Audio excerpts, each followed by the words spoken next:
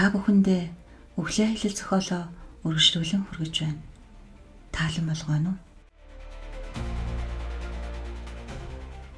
8 дугаар бүлэг.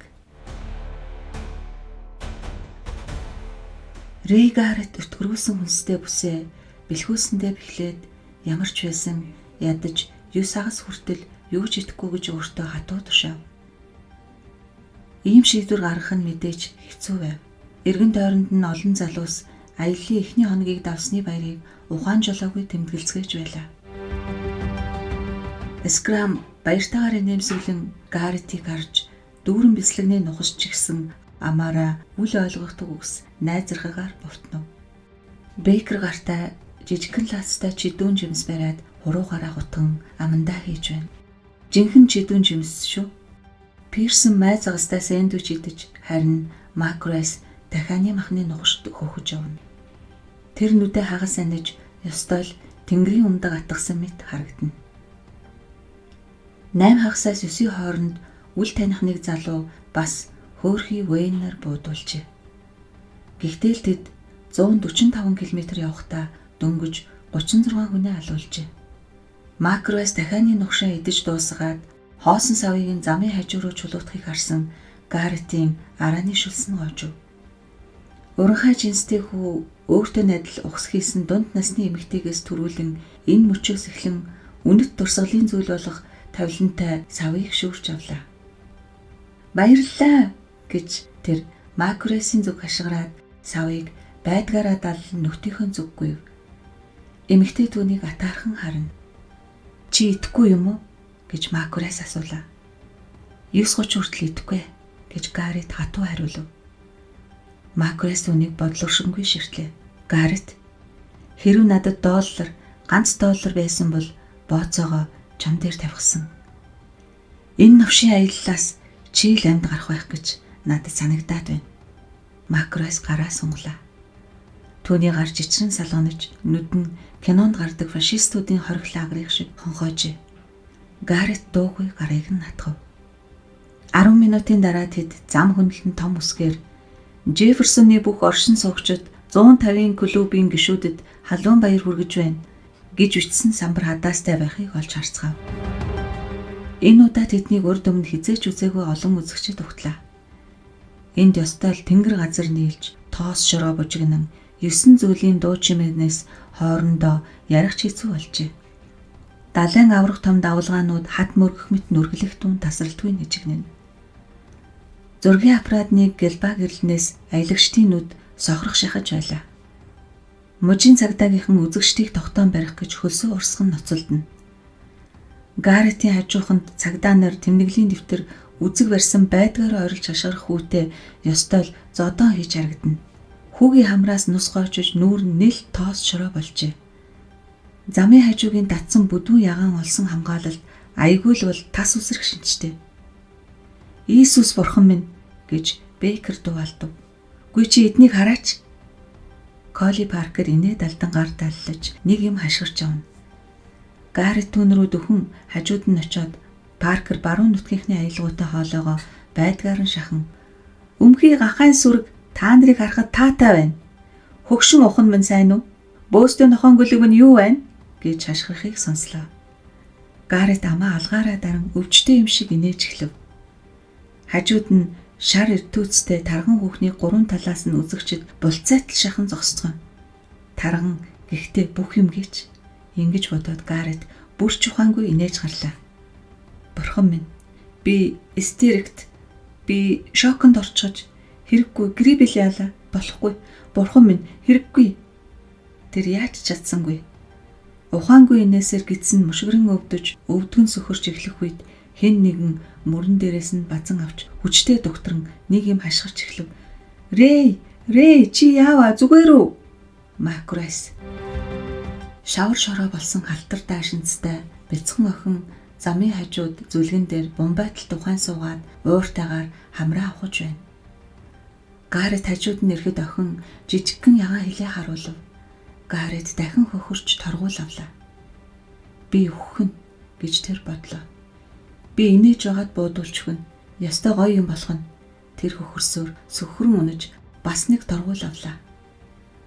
Гаррет болж үз Гаррет гэж Макрес аргаа баран ашгарч байна. Тэр Гарретийн араас бэлхүүсээр нь тэрэн ураг шалахыг оролдов. Яаж чадсангүй хоёулаа торгуул авлаа. Би чадсангүй энэ сүлжих уучлаарай Жин. Би Макрес түүнийг угц татан мөндийлөхөөр хоёр сайн алгадаа тавилаа. Одоо Гаррет явж эхэллээ. Тэр ураг ширтэн хэнийгч юу ч бодохгүй зөвхөн хоёр хөлөө ээжтэн тавихад бүх анхаарлаа хандуулан явж байв. Хэрэг би унахал юм бол өнгөрнө. Би босч чадахгүй. Боондуу тас хийлээ. Үзэгчдийн хэн нэгэн чанга хашгирав. Ингээд өнгөрлөө гэж юу? Жэн. Гэвч эргэн тойрноо хараад тэр сум өөрийг нь биш 64 дугаартай Фрэнк Морган гэдэг сайхан залууг онсныг харжээ. Түүнийг хоёр сэрэг чирэн замаас гаргаж байлаа. Би амьд байна гэж Гаррет гайхан дуугарав. Тийм ээ, гэхдээ чи өөх байсан гэж Макрес хариуллаа. Чи түүнийг аварсан. Оолсны хоёр хөнхөрнүүд шууных мэт гэлэлцэн. Чи түүнийг яах гэж аварч байгаа юм? Тэнийг юм уу чи? Яах гэж аварсан юм бэ чи? Алах юмсан чамайг. Чи өөрөө өхөн мэдүү Макрес? Удахгүй чи өөрөө өхөн. Бурхан чамайг шийтгэн. Тонил цаашаа гэж Макрес тайван хэллээ. Би зөвхөн өрөө л төлж байна. Одоо бид тэнцүү. Тийм биз Гаррет? Ингээд дуслаа тийм ээ? Макрес хурдан алхлан урагшилж ирээн замстай нэг залуутай юм ярин явж эхлэв. Бурхан түүнийг шийтгэн гэж оолсон сөнгөтөн үгэлсээр л байлаа. Бурхан түүнийг нэргэн, түүнийг үнсэн товрог болгоно. Амаа хамих, эсвэл би чамайг үнсэн товрог болгоно мэдвүү гэж Абрахам архирав. Улам халуун болжээ. Үзэгчдийн тоо цөөрсөн ч замын хоёр хажуугаар тасралтгүй үргэлжилсээр л байлаа. Эр, эм, хүүхэд, хөгшөд энэ бүхнээс Гаррет залхаж эхэлжээ. Тэр Макрест баярлснаа илэрхийлэх гэснээ эргэлзэв. Инг хэрэг байгаа ч юм уу та. Макрес урд Барковичийн дагцыг ширтэн алхана. Цаг 9 цаг 30 минут. Олон мянган үзэгчид замыг улам халуун бөгчөн болгож байх шиг санагдахад Гаррет цамцныхаа бүх товчийг тайлав. Түүний хөлөрсөн нурууг хүйтэн салхи хүлээн хүйт оргиулгад Гаррет давхийлээ. Ард нь Скрам 3 дараалан чанга найтав. Би даарчгаж нус гоожод байна. Хамрын ханиад авчих бололтой гэж тэр үгэллээ. Хавар цагт хамрын ханиад ч новшин ид байгаа юм гэж Пирсэн хэллээ. Харин чи лут битэй юм. Би болж өдийд унаад өвчгсөн байх. Хүч чадал баг үлджээ. Тэгээд үхэж хүч чадлаа хэмнэ. Баркович. Алуурч минь дууга тат гэж Макрес дуугарлаа. Гаррет хүснээсээ бяцлагны нухштай боов гарган идэж эхлэв. Гэдсэн шууд л хоржигнон дуугарч тэр золтоол байгаа бүхнээ нэг мөсөн гаргаад хажчихсангүй. Боовны дараа тэр шүдний хошиг махны нухшнаас амандаа өмхийг шахан хийж хөхөөд залгиж усаар даруулаад үлдснийг нь бүснийхээ цүнхэнд буцаан хийв. Модны үйлдвэрийг өнгөрсний дараа үзэгчид цөөрсөөр бүр хөнгүй болжээ.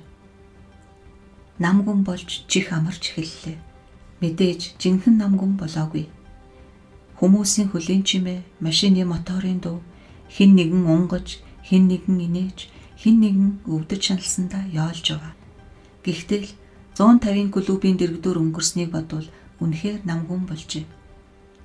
Шууж иргэд салхи моддын оройд шуугна. Түүний нөхөд бүгд түүнд туслахыг хичээж байгаа мэт Гарретэд санагдлаа. Макрес урдных шигээ Барковичийн ард явна. Пирсэн, Бейкер хоёр тоглохоо болоод шатрын тухай яриа өрнүүлжээ. Абрахам эдсэн хэвээр амаа шал пал хийлгэн гараа өмнөдөө харчиж явна. Скрам цамцаа урж хэсэг даавууд хамраа харчина.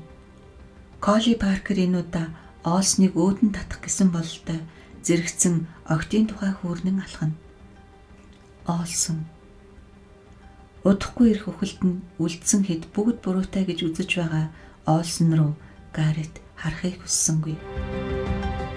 3 торгуултай яваагаа санаж байж Гаррет алхаагаа болгоомжтой удаашруулсаар Стивенсийн дэргэд ирэв. Залуу хүүгийн хар улаан өмд нэл тоос шороо болжээ. Цамцны суг хөлснөөс харалсан байв. Одоо Стивенс ямар ч л байсан Суперментэй огтхон чадалгүй болжээ. Тэр Гарретийг асуусан харцаар хормын зур ширтээд дахин толгоогоо удаалгав. Цамцны дороос нурууны ясан товэв. Яагаад үзэгчид алга болчихов гэж Гаррет асуулаа. Стивенс хөлсөн алгаараа харчив. Тэвчиж үз. Удахгүй тэд байшингийн дээвэр хүртэл ялаа шиг шавчгана. Гэхдээ л хэдэн дөрвөгийн бооцоо тавьсан гэсэн шүү дээ. Бүх замын туршид л пик хүн баймаар юм. Бас зурагтынхан. Үгүй. Энэ бүхнийг тодорхой хугацаанд хориглодог. Бидний тусын тулд шүү дээ. Хэрв хоёр талаар чинь дүүр хүмүүс зогсчоод өдөр шөнөгүй ойролж чарлаад байвал чи удаан тэсгүй. Шинэ жилийн шөнө Нью-Йоркийн Times Square-ийн нэг өнцгөөс нөгөө өнцөг хүртэл чи явж үзсэн үү? Тэгвэл тэр чинь үүний дэргэд чимээ энерги диваажин л гэсэн үг шүү дээ. Тэгээд ч Old Town-аас цааш битүү хүн байх болно. Огостаас эхлээд зурагтынхан шууд нэвтрүүлгээ эхэлнэ. Энэ чинь зөвхөн Америкийн ч биш, дэлхийн хэмжээний үйл явдал шүү дээ хонгор минь. Ээлжид тойрог дөнгөж эхэлж байхад буу тас хийж, хажуугийн бутан нуугдаж байсан хэрүүл өд сөдөө бутарган нисв.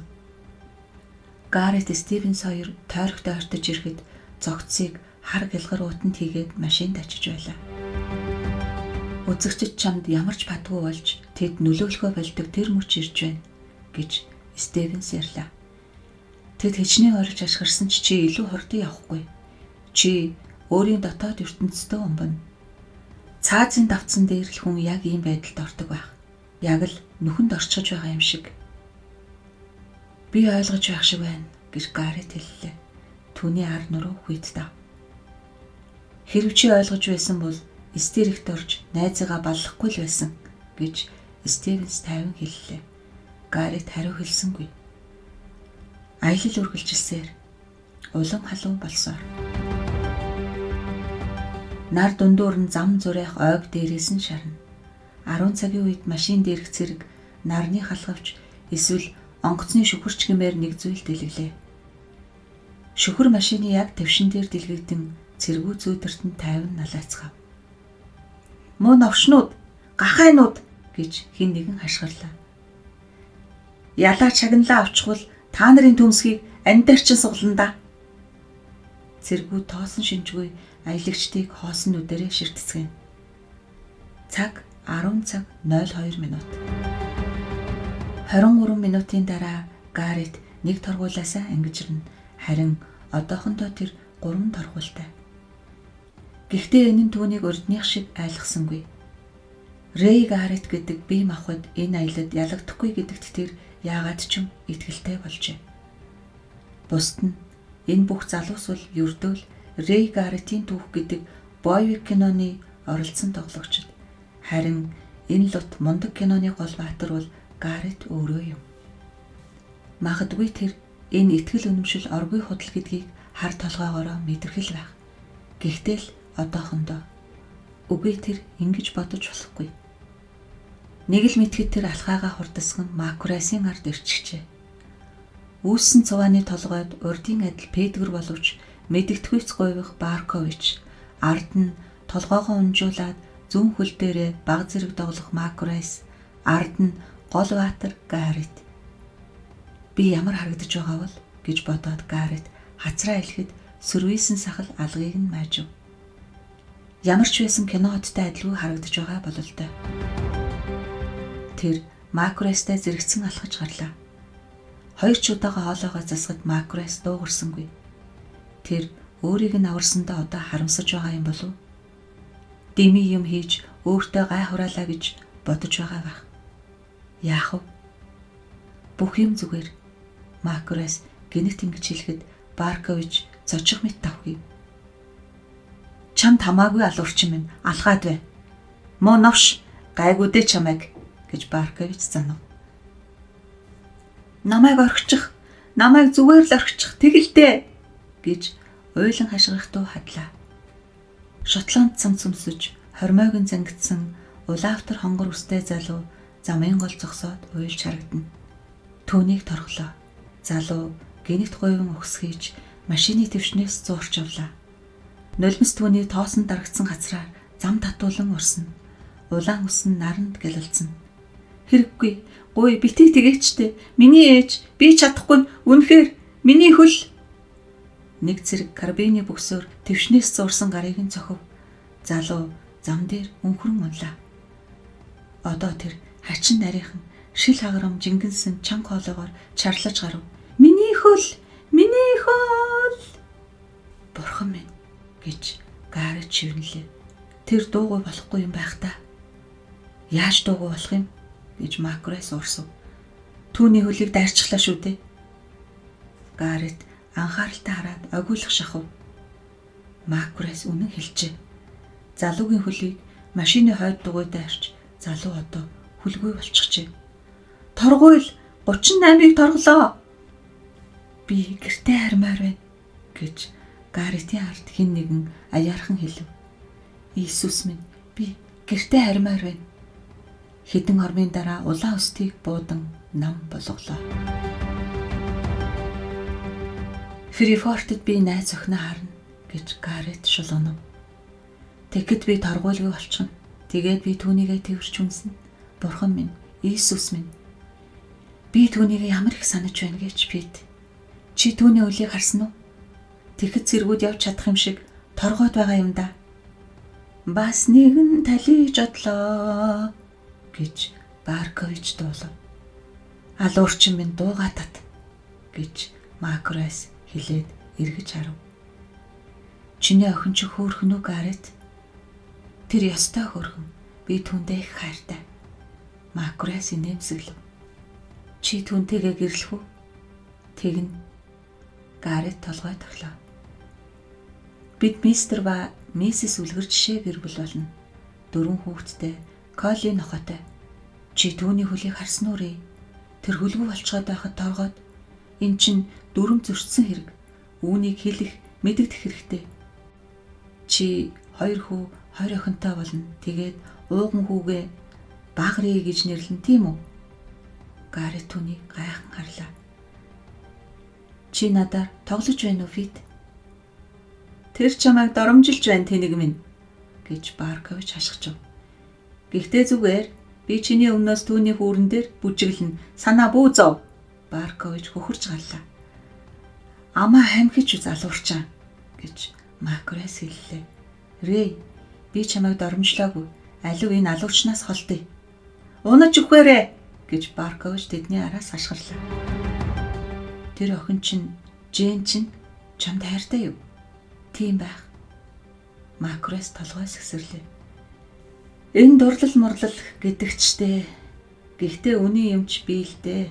Хэсэг хугацаанд л. Миний хувьд л тийм байсан. Чи миний сорвны тухай сонсомоор байна уу? Тийм гэж Гарет хариуллаа. Макрес хөл рүүгээ харав. Миний хөл өвдөж байна. Хуруунууд нь огт мэдрэлгүй болчихж. Үзүү хөшөөд бөөр өвдөд байна. Гарет, миний найз охин новшин амтан байсан юм. Би энэ үхлийн аялалд яагаад орсныг чи мэдэх үү? Гадаадын Ливоны зэрэгт яагаад залуус явдаг вүлээ? Яг түн шиг. Гарет дуурсангүй. Цаг 10 цаг 30 минут болж байна. Фрипорт хүртэл хаа байсан юм. Түүнийг Фрисцила гэдэг байсан. Би гөлөг шиг дурлжгаад хурууг нь хүртэл үнсдэг байлаа. Байшингийнхаа ард суучгаад түүнд Китсийн шүлгнээс уншаад л тэд алхсаар зүүн хөлийн гутлынх нь бол ханзарч байгаа Гарет мэдэрч байв. Ард нь Скрам найтай. Энэ ч яах вэ? Сорвны тухай ярий гэж Макрес хэллээ. Өнгөрсөн зун энэ бүхэн болсон юм. Эхлээд бид хоёр гэрээсээ оргож Нью-Жерси ороод тэнд унтлагын хувцас ойдог үйлдвэрт ажилд орлоо. Эцэг их нар маань мэдээд эхлээд жаахан ууралцгаасан. Гэхдээ яаж чадаагүй. Бид хоёр миний машин цугаад замдаа нэг буудалд бууж тэнд анх хавцсан л та. Маргааш өглөөнд бид Нью-Йорк хот орж ажилд орсон юм. Харин дотуур байранд тустай амьдрах хэрэгтэй болсон. Пресс 1-р давхарт их дажгүй цэвэрхэн танхимд өглөө 7-оос 3 хүртэл товч чадна. Харин би 5-р давхарт том буудал утас ачиж буулгах ажилтай. Эхлээд ч бид хоёр дүүрэн жаргалтай байлаа. Бид хоёр машиндаа сууж хотоос гараад секс хийдэг байв. Дотор байран тэр өөр охидтой амьдардаг болохоор ямар ч боломжгүй. Гарет, чи ойлгож байна уу? Үйлдвэрт хөлсийг хийснээр өгдөг. Гэтэл би сайн ажилчин байгаагүй. Өдөрт дунджаар 23 буудал ачдаг байлаа. Гэтэл бусдын дунджаар 30 буудал ачна. Харин Прис овоо авдаг байсан. Би 7 хоногт $65 авдаг. Тэгээд гараар нэг шарах сорив. Харин Прис ир хүргэж аваад банкнд хадгалдаг болсон. Удалгүй бид хоёр секс хийхээч болсон. Прис надтай ийш тийш яв зугаалахаас татгалзаж эхэлсэн. Би ч түүнийг надад дургүй болж байгааг нь мэдэрч байж яддаг боллоо. Тэгээд би түүнд гэрлэх санал тавьсан. Хурдхан гэрлэе гэж. Тэр бултаж булзаж гарлаа. Би түүнд за эсвэл үгүй гэж шуудхан хэлхийг шаардсан. Тэгээд тэр үгүй гэсэн. Аагүй тасгийлээ. Олсон уу гэж Макурас асуув. Үгүй тэр арт явж байна. Тэгээ яасан? Хэрэггүй юм шүү Гарет. Үүнтэй мантай. Сорвиныхаа тухай ярил да. Би зодтолцсон юм гэж хэсэг дуугүй явсны дараа Макурас хэлв. Мундаг ажилчин Ральф намайг зохиж аваад эндээс зайл гэсэн. Уг нь арга ч үгүй. Би муу ачигч болохоор тэдний ажлын үзүүлэлтийг хойш чангааж шагналыг нь бууруулад байсан юм. Би Прис дээр ирж орой явлаа гэж хэлсэн. Тэр намайг хараад энэ нь ч дээр байх гэсэн. Би гэртээ харна гээд хамт явах санал тавьсан юм. Харин тэр үгүй гэлээ. Би уурлаж, шунаг сувдаг, энэ тэргээд олон юм хэлсэн. Би үнэхээр буруутай. Гэхдээ би чинь өөрөө галзуурх төгчгсөн байсан. Бид хоёулахнаа байсан юм. Огт нь кинонд явчихсан байсан л та. Би түүнийг орлууч ирсэн. Хариуд нь тэр цаас тусдаг утгаар нүрийг минь зүсээ тавьчихсан. Би түүнийг хүчнтэх гэсэн юм шиг тэр намайг утгалж орхидог байгаа. Би уйлж бүр арчаагаа алдсан. Би өвдөг дээрээ онож түүнээс хамт явахыг гуйсан. Цус гойжоод л нэг үгээр хэлэхэд муухай юм болсон л доо. Тэр бас уйлж надаас зугтаж гүгээд л намайг харахыг ч хүсэхгүй байна гэсэн. Яагаад би ингэж муухай ашиглаж түүнийг өвтгөж байгаа юм гэсэн. Ойлгож байна уу, Гарет? Тэр миний нүрийг зүсч чажгаад намайг өвтгөлөө гэж байдаг. Тэгээд л би нүүрэндээ 20 ойдол тавиулж аваад яваад гисэн. Ийм л юм болсон да. Чи дараа нь түүнийг харсан уу? Үгүй ээ. Одоо Присцилла надад тэр алсад харагдах цэг мэтэл санагддаг. Өчигдөр өглөө би түүний тухай бодож байсан. Харин одоо бол тэр надад юу ч биш. Тэгээд чинь бүх түүх миний одоогийн байдалд ямар ч хамаагүй. Зүгээр л аятайхан шалтак болсон гэмээр юм уу та. 9-р бүлэг. Өдөр нэг цагт Гарет дахин тооцоо хийлээ. Ард 185 км үлджээ. Одоо тэд Олд Таунаас хойд зүгт 75 км, Мужийн нийслэл Огстаас мөн л хойд зүгт 200 км-ийн зайтай явж байна. Фрипорт хүртэл дор хаяж 240 км, харин Нью Хэмпшир мужийн хил хүртэл 370 км бий. Залуус Нью Хэмпширийн хилийг энэ удаа давх нь гарцаагүй гэж ярьцгааж байв. Нэлээд удаан бүтэн хагас цаг орчим хинч буудулсангүй. Бүгд нарсан ойн дундуур цөөхөн үзэгчдийн хашгиралдахыг үл тоомсорлон алхацгаасаар байв. Үд дунд халуун дээд цэгтээ хүрэх үед карбинууд дахин дуугарлаа. 92 дугаартай Треслер гэдэг залуу наран цохиулан ухаан алдан унаж удалгүй буудуулв. Өөр нэг аялагч татан унаж мөөрх мэт дуугаран мөлхөх гэж оролцсоор буудууллаа. Нэг дугаартай аарансан царай нь хачин болон зог тусаж хөдөлгөөнгүй зогссоор 3 торгуул авч хэдэн хормын дараа тархиа зад буудуулан хажуугийн залуусыг цусаар шүршин унав. Нэгд 5 минут дутуу байхад Гарет танихгүй өөр нэг залуу бас буудуулан унахыг харав. Тийм ээ гэж газар тийчлэн янзаглан дуугарх залуугийн хажуугаар өнгөрөхдөө Гарет бодов. Тийм ээ. Би ийм л газар ирчгэж одоо эндээс мэнд гарч чадах болов. Дахиад л буу тас хийж бургасан дунд тавьсан фургон машиныхаа дэргэд сууцгаан тэднийг харцгааж байсан скаутууд хашгиралдаж зарим нь алга ташив. Би ерөнхийдөө уулзмаар байна. Тэгээд аманд нь баасаач ихмээр байна гэж Бэкер ууртай хэллээ. Тайвшир, зүгээр л тайвшир гэж Гаррет ятгав. Гаррет бүх торгуулаасаа салж чаджээ. Тэр дашмагтаа уснасаа залгилав. Хажууд нь Пирсэн хурж ирлээ. Би яамаар байна, сонсооч. Ерөнхий аманд баасаач ихмээр байна. Тийм биз? Бид бүгд ерөнхий аманд баасаач ихийг хүсэж байна. Тэр дараагийн удаа энд хүрээд ирэхээр нь бүгд түүн рүү дайрч газар унгаж дээш нь харуулж өвтүүлээд өмдгөө дайлцгаагаад үгүй тийм биш. Пирсэн согтоод хариуг тасрах гэж байгаа хүмүүд алхана. Түүний толгой нь тал тал тийш санжигнан хөдлөнө. Ерөнхий энд хамаагүй. Би зүгээр л тарайн талбай хүрээд дээшээ харж ивтээд нүдэ анимаар байна. Амуун дунд хөвтмээр байна. Мэн мужид тариа тартгүй гэж Гаррет хэлв. Манайд хатан л хийдэг юм. Зүлэгч сайхан шүү дээ. Хөвдөөд шүлэг зохиогоод тэгээд унтаад л. Гаррет бүсэндээ гараа шургуулan хийж хайж ганц бодол давсалсан чипс олж түүнийгээ усаар даруулан идэж эхлэв. Дахиад л карбинууд тачигнан дуугарч бас нэг залуу эхлээд зам дээр унаж тийчлэн өнхөрсөөр сувг руу унан үзэгдэхгүй болов. 45 гэж тэдэнд ойртож ирсэн скрам дугуурлаа. Игээд Байбл бид Порл хөрөхгүй. Чиний наад ам хамар чинь нэг л бишээ гэж Пирсэн зөөлөн хэлсэн боловч сэтгэл хансан шинж хоолойд нь тотхон сонсогдов. Зүгээр би чиг булаа хүн штэ гэж скрам аль болох хөвгөлтэй хэллээ. Би хулуурч байх шиг байгаа. Бурхан минь, чи тэгээд яваад л байгаа юм уу гэж Абрахам дуу алдав. Чи нагааг хилээд байг уу гэж скрам хариулв. Тэгээд Олсон руу зав. Чи түүгийг яаж яваа гэж бодож байгаа? Олсон 2 цаг юу ч дуурсангүй. Тэр хамгийн сүүлд авсан дашмагтаа усандаач гар хүрсэнгүй. Огт гар хүрээгүй хүнстэй бүс рүү нь хажуугийн залуус шүлсээ зэлгэн харцгаана. Олсны том хар нүд чанга хурагш гүлийн ширтжээ. 2 хоног аваагүй хар сахалтай царай нь өвчтэй бас залтай мэт харагдана. Ард нь өрвийн босч урагш сэгсийн унтсан ус нь нөгөө ертөнцийнх гэмээр аймаар дүрийг нь улам эвгүй харагдуулна. Хавдаж пам байсан уруул дээр нь цэвэр өсөрчээ.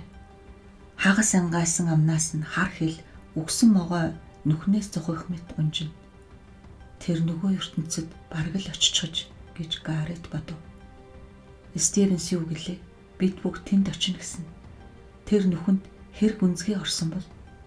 Олсон гэж Гаррет зөөлөн дуудлаа. Сонсооч олсон. Олсон дуугарсангүй. Түүний зөвхөн 2 хөлн л амьд мэт санагдана. Зам өргөсөж ойч замаас холджээ. Замын 2 талаар дахиад л дуу шуугаанд үзэгчд харагдаж эхлэв. Хүмүүсийн дунд Гаррет гэсэн бичгтэй самбар олон харагдана. Гаррет одоо энэ үхлийн аялалд оролцсондоо харамсагч тэнхээгүй болжээ. Хийсэн л хийсэн, одоо өнгөрсөн. Удахгүй ярахд чицүү болох нь гэж тэр бодов. Макрес бүгдийг нь хуурагдсан хүмүүс гэсэн. Үгүй байх. Ямар ч байсан нэг хүн хуурдахгүй. Нэг хүн ялгч болох ёстой.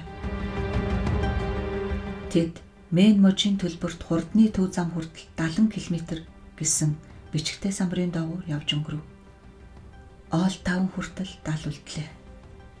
Түүнд хэн ч хариулаагүй тул Макрес очиж хэлий хэмээн бодож явтал гэнэт эмэгтэй хүн хашгирах сонсогдов. Ойртож ирсэн замын уулзуур дээр хэсэг хүмүүс овоорчээ.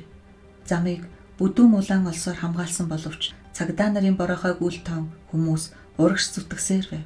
Улаан царайтай бүдүүн том эмэгтэйг 2 цагта зууран барьж харагдана. Энэ их үтсэн эмэгтэй хэн бэ? Тийм, эн чинь Перси.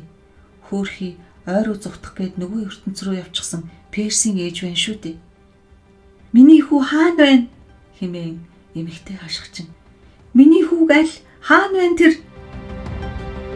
Жин, би чам руу явж байна гэж Гарет бодов. Бусд нь надад бадгүй. Би чам руугаа явж байна. Тангаргалъя. Би чамдаа очино. Тийм ээ. Макресын зүг байж. Түүнийг энэ аялалд оролцоход Жэйн эсэргүүцэж байсан. Жэйн түүнийг солиорсон бодлоо өөрчлөөч гэж гуйсан. Хүлээе, дараа болъё. Би чамайг алдмааргүй. Гуй чамайг хонгор минь. Өглөө аялал гэдэг чинь үнэхээр найдвартай өхөл. Чи ойлгохгүй байна гэж үү дээ. Чи юу хийж байгаагаа мэдэхгүй байна. Хэрэггүй Рэй. Рэй минь би гуйж байна. Тийм ээ. Түүний зүв байж гэж Гарет бодлоо. Би үнэхээр юу хийж байгаагаа ойлгосонгүй. Одоо ч нэгэн өнгөрсөн хэрэг. Чөтгөр ав гэж. Гарет чи зүгээр үү? Гарет толгоогоо өргөв. Тэр зүүрмөглөж орхиж хажууд нь Макрес явж байна. Зүгээр л юм шиг байна. Явж л байна. Тийм ээ. Зүгээр. Баркович муудаж эхэллээ гэж Макрес хэллээ. Тэр өөрөө өөртөөгөө яриад байна. Бас доглоод л байна. Чи ч бас доголж байна. Пирсэн доголж байна. Би ч бас. Гэхдээ Баркович бүр хүчтэй доголж хөлөө илээд л байна. Шүрмэсэн татаж байгаа ах. Чи яагаад Баркович ингэтлээ үзий ядаад байгаа юм бэ? Яагаад гэвэл тэр юу хийж байгаагаа сайн мэдж байгаа. Тэр өөдгөө залуу. Тиймээс ч удахгүй дуусна. Чи зөвхөн сайн залуу барайнд хүрдэг гэж бодож байна уу? Чөтгөр гэж. Би яаж мэдх юм бэ? Тэд сургуулийн намхан байшингийн дэрэгдүүр явцгаав. Дээвэр дээр шаваарлтан суусан хүүхдүүд гар даллан шүгэлцгэн. Тэдний нэгэн чангаар Гарет хэмээн хашгирав. Гарет! Залуус явсаар л байлаа. Хэн нэгэн агаарын температур 27 хэм гэж мэдээлв. 27 хэм тийм ч халуун биш байна гэж Гарет бодлоо. 6 дугаар сард 30 гараад л явчихдаг. 27 хэм. Ийм халуунд байшингийнхаас өдрөвчөнд суугаад шарсан дахианы мах салааттай идэх сайхан усанд орох юмсан, голч шумбах юмсан. Би хизээ чийг хулуугд явж үтсэггүй гэж Скрам гуншигнав. Түүний өргөн нүур уулаан болж хөлсөн насгарна. Тэр цамцныхаа бүх товчийг тайлж үсэрхэг нойтон цээжээ ил гаргажээ. Чи наатга товчл хөөй гэж Бейкер хэллээ. Нард жаргахаар дорхноос ирүүлсэн. Тэгээ чи даарчихна. Говшийн хулууг гэж Скрам хэллээ. Би шатаж байх шиг байгаа. Бороо орно гэж Бейкер хэллээ. Үдээс хойш найдвартай бороо орно. Ёстой нэг муу ёрын муухай нутаг юм а гэж Колли Паркер нэмлээ. Тэгвэл гэртээ хараач гэж Гарет хэлээд инээд алдав. Хошдог минь дуугүй. Гарет уснаасаа ганц олгаад биеэ хүчлэн барьж дашимгаа далтив. Хэрэг хүүтэ уснаас шүрмэс татвал өнгөрлөө л гэсэн үг.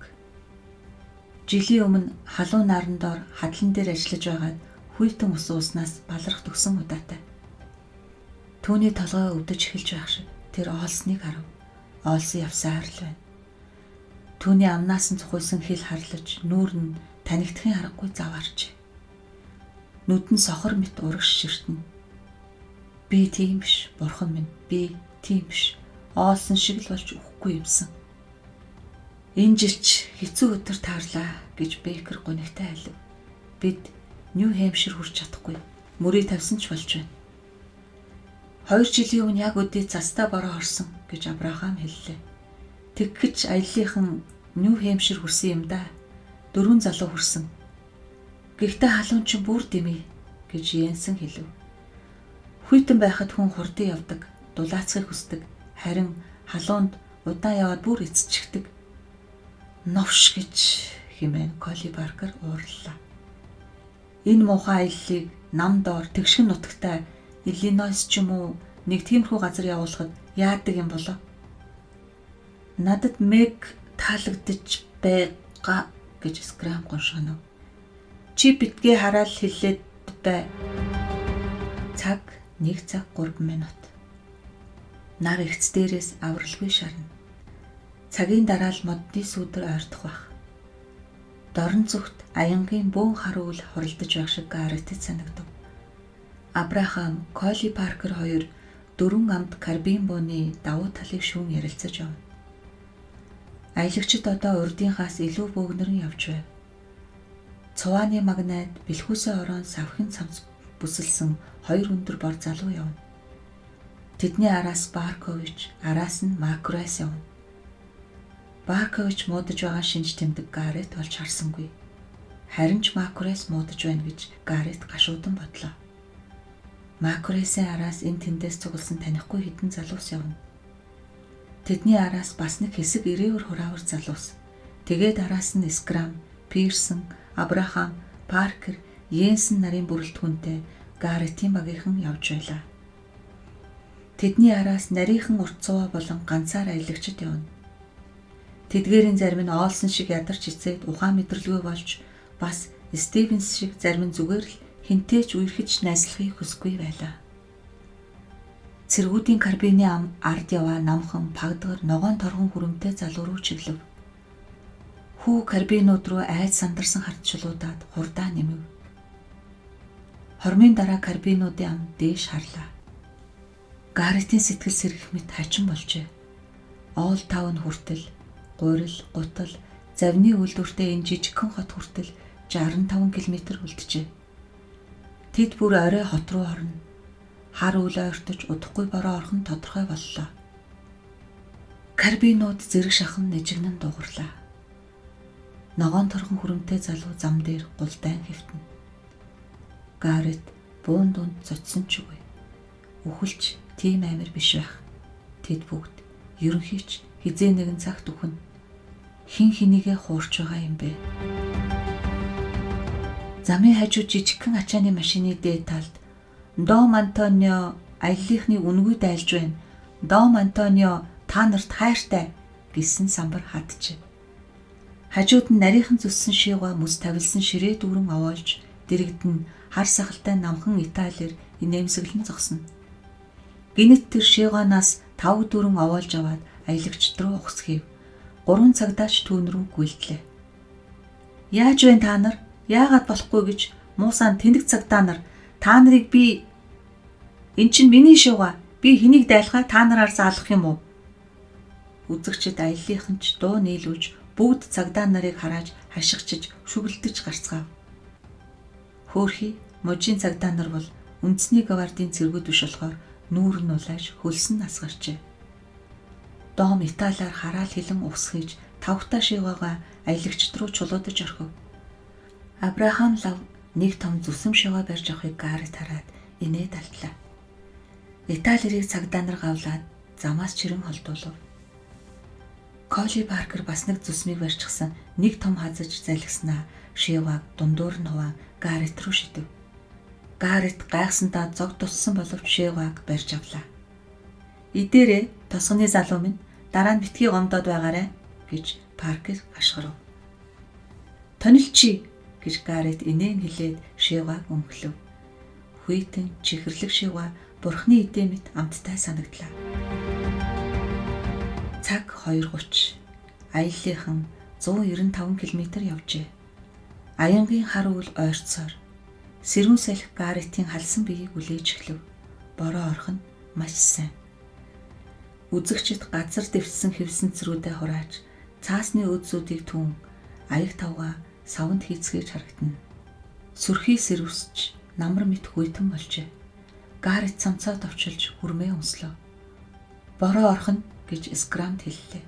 Чи хүрмээ өмсөх хэрэгтэй. Ха, үгүй ч гэд Скрам инээмсэглэлээ. Надад одоо л ёстой сайхан байна. Одоохон бижигнэж эхлэндэ гэж Колли Паркер инээд алдлаа. Тэд намхан гүвэний орой дээр явж байсан тул ойд цайран орж буй бороог сайн харцгааж байлаа. Тэнгэр эвгүй шаравтар өнгөтэй үлээр битүү бүрхжээ. Торнадо юм уу да гэж Гарет бодлоо. Макурес биднийг аян нэргчүүл яана гэж тэр хашгирав. Яах вэ? Үхэхгүй юу? Карбинууд дуугарлаа. Оолсон уу? Гарет эргэн харлаа. Оолсон биш. Өөр нэг залууг цэргүүд замаас чирэн гаргаж байна. Урт ширэлцсэн ус, түүний дор жижигхэн, учиргүй ядарсан царай. Аялагчид тэнгэр лүү айсан шинжтэй харцгаана. Одоо ч тэднийг өчигдрийг шиг зөөлөн бороо биш. Жинхэнэ усан галга өгтгөндөө. Гаретийн хөлийг сарвчтай улаан малгай хийсэн ирч мөргөв. Жижигхэн биетэй залуу хүн малгайгаа гунигтай харцаар үдэж байгааг тэр харлаа. эскра малгайг шүүрэн авч залуу руу шидсэн боловч салхи малгайг дахин хэсгэж моддын зүг авч удлаа. Тэнгэрт шар цахилгаан гялалзав. Тэгээд нэрхийлээ. Үүс тэнгэрт үлгэрийн саарал тэнгист хөвөх далайн дэрэмчтийн хар хөлөг онгоц адил хурдан нүүж байлаа. Дахин ягаавтар шаргал цахилгаан захиж хойноос нь тэнгэр чихт үлээрэн тас хийлээ. 5 хормын дараа голын харганы дайтай мөндөр аялагчдыг нүдэж эхлэв. Хитэн залуу хашгирлаа. Гарет нүрээ алгаараа таглав. Мөндөр толгой биеийг өвдтөл нүдэж асфальтан дээр ойж буув. Үхтлээ хайсан Йенсен замаасаа гарan тойрог хийж эхлэв. Цэргүүд түн рүү буугаа онилж мөндрийн хөшгөний дундуур найдвартай буутахаар шагаацгааж байна. Йенсен минь харамсалтай байна. Хагцъя да гэж Гарет бодлоо. Өдлөгийн мөндөр бороотой холилдон орч эхэллээ. Цуваа ээлжид гүвээр өгсөж тэдний урдаас мөндрүүд ойж буун өнхрөлдөнө. Дахин мөндөр асгаж дараа нь бороо болж хувраад өдлөгүй дахин мөндөр балгаж тэгээд бороо битүү цагаан хөшөг болон шайгаж гарлаа. Тэнгэр тасралтгүй нэж. Чөтгөр ав. Гаретийн дэргэд усны харах шиг болсон Паркер хурч ирлээ. За Гарет минь энэ ч ёстой. Тийм ээ. 51-ийн хамгийн адгийн мөч гэж Гарет түүний өмнөөс дуусгав. Үсээ угаа да залуу минь. Паркер дээш харан борооны үсийг залгилж гарлаа. Чөтгөр авг. Гарет бүхийн гүйж Макресийг гүйцэв. За ямар вэ? Макрес нохоо шиг борооны үсийг шилгэлээ. Ялах аргагүй юм. Нар гараасай. Энэ удахгүй гэж Гарет түүнийг тайвшруулв. Гэвч тэр таасангүй. 4 цаг бороо асгарсаар л байлаа. 10 дугаар бүлэг. Аялагчдын 2 дахь өдөр шигэлсэн ч харанхуй болох яагаачгүй байлаа. 4:30 үед бороо намдаж хүйтэн шиврээ болон хойров. Бараг 8 хүртэл бороо шивэрлээ. Дараа нь үүл арилж мөс мэт хүйтэн одод тэнгэрт гэлэлцв. Гарет норсон хувцаа сайтар товчлон бүсээ чангаллаа. Хаврын тэнгэр одоо залуусын биеинд үлдсэн дулааныг сорж эхэлжээ. Удахгүй үзэгчид тэднийг хугтана. Тэгэхээр жаахан дулаацаж магад. Тэдний биеийн дулаан эсвэл өөр юу ч байдаг юм. Замын хажуугаар зогсон үзэгчдийн тоо нэмэгдсээр л байна. Тэд даарснаас бөөгнөрч орилж шашгирахгүй аялагчдыг дуугүй харцгаана. Тэгээд зарим нь дараагийн цэг рүү явцгааж бусд нь харихаар машиндаа сууцгааж байв.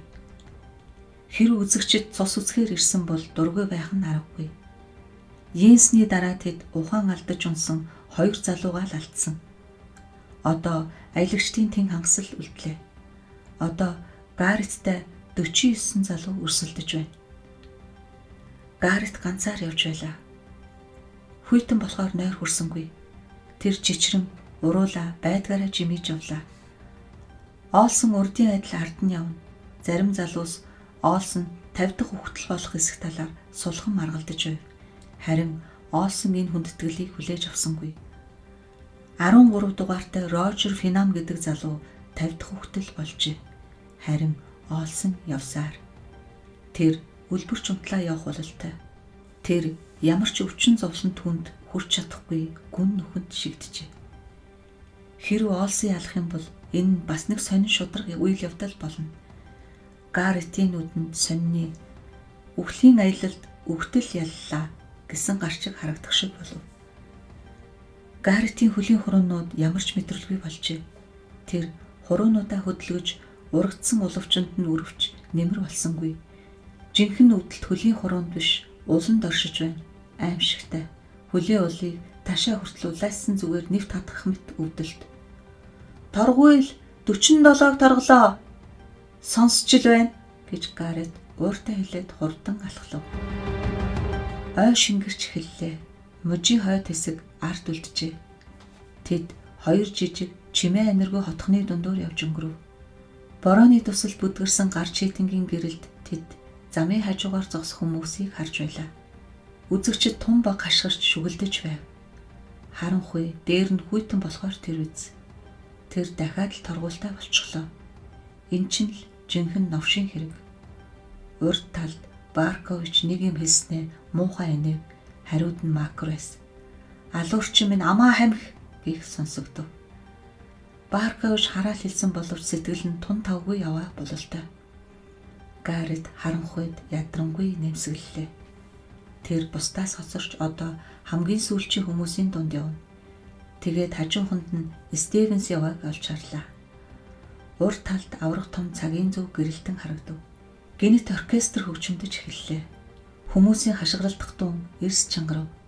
Агаарт нэг юм бужигнан хийсэн. Гарритийн толгойд цас орж байна гэсэн тэнэг бодол орж ирв. Харин энэ бол цас биш. Баяр ёслолоор цацдаг цаасан цас байжээ. Тэд удалгүй өөр замаар явах ёстой. Замын уулзуур дээр Оул Таун хүртэл 25 км гэсэн заалттай самбар зоожээ. Гаррет сэтгэлэн сэргэж байгааг мэдэрлээ. Оул Таунаас цааших замыг тэр сайн мэднэ. Тэр газрын зураг дээрх бүх замыг зааж чадна. Одоо чи давуу талаа ашиглах болжтэй. Надад бол хамаач алга. Гэхдээ чи үүнд итгэж байгаа биз? Гаррет цочин давхив. Стивенс түүний бодлыг яг л уншчих шиг. Юу гинэ? Эн чинь чиний нутаг үсттэй. Би яг эндээс биш. Хэрв гарааны зурхад хүрэх гэж явсныг стооцвол би Грин Бушоос хойш явж үзээгүй. Тэгээд чин замаар яваагүй. Оркестрийн шууган, бүрээ, бөмбөрийн дуун ард үлдэж аажмаар намдаж эхлэв. Гэхдээ бид чиний хотоор явна үсттэй. Үгүй гэхдээ ойрхон өнгөрнө. Стивенс найтав. Гаррет залуу гутлаа солиод зөөлөн пүүз өмсчихсэн байхыг хараад ихэд гайхав. Аяллаа гутлаа Стивенс үрчгсэн явна. Гутлаа хайрлаад байна гэж Стивенс тайлбарлав. Энэ пүүзтэй дуусгаж ч магад. Тэд хэсэг дуугүй явлаа. Оюун ухаан хүний бие махбодыг хэрхэн удирч чаддгийг харахад гайхмаар гэж гинэт Стивенс ярив. Жирийн гэрийн ажилтаа эзэгтэй өдөрт хөргөчнөөс угаалгын өрөө рүү, угаалгын өрөөнөөс гал тугаа руу дунджаар 25 км явдаг. Оройн тэр мэдээж баяртайгаар унтахаар хэвтэн. Гэхдээ л эцэс цуцаагүй байдаг. Үүргийн худалдаачин өдөрт 30-аас 40 км явдаг. Өглөөс ирээд орой онцтлаа шүү дээ. Хөл бөмбөгийн багт бэлтгэл хийдэг хүүхэд өдөрт 50 км гүн. Тэд бүгд их ядардаг. Гэхдээ хинч унтлаа эцэс цуцдаггүй. Тийм шүү. Харин гэрийн эзэгтэй чи өнөөдөр 25 км явна гэж хэлээд үзэлтэй. Гаррет толгой тохив. Тэр ядарх биш, бүр эцэж унана. Стивенс дуугарсангүй. Гаррет түүний дургүй хөргөчгүй гэж бодов. Үгүй гэж юу? Тэр энэ 25 км-ийг үдээс өмнө туулчгаад гутлаа тайлж олон ангид савнгийн дөөр үзнэ гэж шийдэж болох шүү дээ. Чи ядарч байна уу? Тийм ээ, би ядарч, эцэж, цуцаж байна. Үгүй чи эцэж цуцаагүй. Харин жинхэнэ эцсийн хүчээ шавхаж яваа хүн бол тэр. Стивенс оолсныг зав. Аяллаахан хурдан алхасаар налуу гүвэний бэлрүү бууж, тойрог хийгээд гүүрээр гарч, огцом өксөлт автомашинууд бага араатай явах ёстой гэсэн бичиг бүхий самбарын дэргэд ирв. Залуусын дунд санаа алдах, гасалж ёолох сонсогдов. Өксөлт үнэхээр огцом ажээ. Яг л чаргаар буудаг уулын бэлшиг. Гэхдээ гүвээ нэг их өндөр биш. Тэд харанхуйд ч оройг нь харж байв. Гэхдээ өсөлт нь тун огцом юм. Оройд нь гарах хэрэгтэй гэж Гаррет бодоод урагш бүх хэсгийг алхаж гарав. Хоёр хөл нь аимшигтай өвдөм энэ тэнэг ажлыг хийхгүй гэж эсэргүүцлээ. Хийх л болно доо гэж Гаррет тэдэнд шивнэлээ. Хийх л болно. Эсвэл үхэн. Хамаагүй гэж хоёр хөл нь хариуллаа. Үхэн л үз, үхэн л үз, үхэн л үз. Булчин зайрмаг шиг хайлж чичрэн янгинан өвдөж байна. Цэргүүд ам хамхилгүй торгуйл хэмээн хашгирцгааж эхэллээ. Дараа нь буу тасгийж хин нэгэн чанга хашгираад дахин буу нэрхэлээ. Гүвэний бэлд тэд бас нэгийгээ алджээ. Гаррет юу ч харахгүй урагшилж байв. Шанааны судас янгинан өвдөж лугшина. Эргэлт зам тэгширч ирлээ.